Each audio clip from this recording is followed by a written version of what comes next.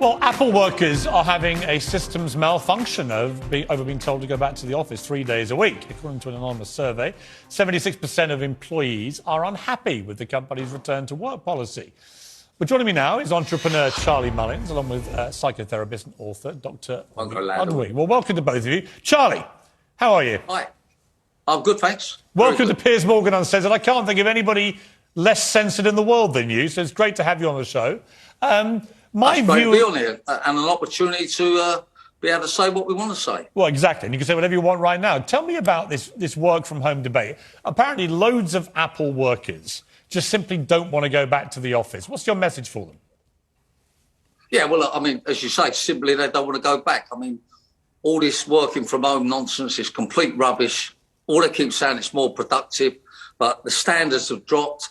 And people just need to get back to work. I mean, it's as simple as that. I mean, I just think they're being lazy. I think they're being kidding the bosses along. They're not being as productive. But all they keep saying is, I'm more productive, I'm more productive. The right move, this law firm has said that they would make their wages 20% less, and they're exactly right. The way to get them back to work, make it 50% less. Let's stop messing about. Enough's enough. Let's get the economy going again, and let's not stop having these people dictating what they want to do and what they don't want to do about it. Okay, let me bring in Robi Ludwig. Now, Robi, it's a complicated issue because Apple employees will say, well, look, we create products which allow us to work from home. Now, I work partly at home when I do writing and partly here in a studio with other people, but I can certainly work as a writer from home using Apple products. So I do get that part of the argument that there are certain types of people working in certain companies, including Apple, who might be able to be just as productive at home. Yes, and it really depends on the arrangement pre-pandemic. You know, most workers are really happy with a hybrid at the very least. They have more autonomy. They can balance their work life better. They feel more loyal to companies that understand that workers want to have some flexibility and agency over their lives. This really is the wave of the future, and companies can make themselves more competitive by offering this as an option to their workers, and also it saves money potentially in terms of the type of workspaces that companies will have to rent. It may not have to be as large, so there are a lot of benefits both for individuals and companies alike. All right, Charlie, you've heard that argument. I mean, you've heard that argument when you've been debating this. What do you think? Yeah, well, I mean, you can dress it up as much as you want, but long term, it will not be more productive for the majority of businesses to work from home. Common sense has got to come in here, and people are going to be getting on with their gardening. They're going to take the children. They're going to go out for meals. They're up the pub, down the beach. I mean, let's be realistic. Why don't we just get real about it and stop letting them dictate?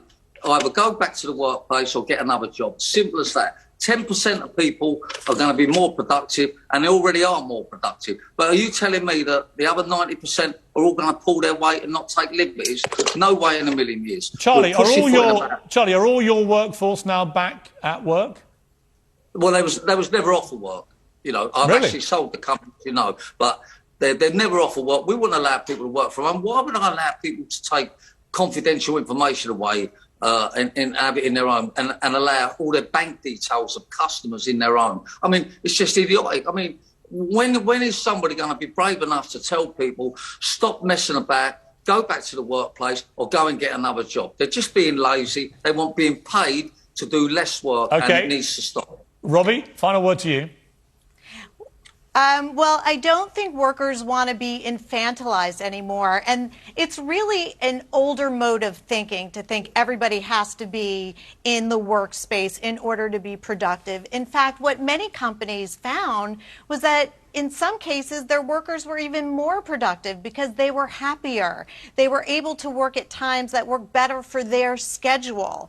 So this is something that I think companies are just going to have to acknowledge. There's a place for people coming into the workplace, but there's also a place for hybrid. I think it needs to be determined ahead of time, and you're absolutely right. The people who want to work in the office, companies should say, it's a must. You have to work in the office, and then see what kind of workers want to join their force. And just as we end here, Robi, where are you actually talking to me from? right now?